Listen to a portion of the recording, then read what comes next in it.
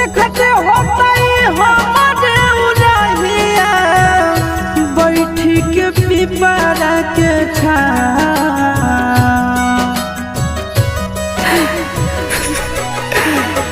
देखते होता हमारे उड़हिया बैठी के पिपरा के रुक रुक रुक अरे टरेनिया रुक रुक रुक रे टरेनिया ले ले चल जनुआ के गाँव रुक रुक रुक रे टरेनिया।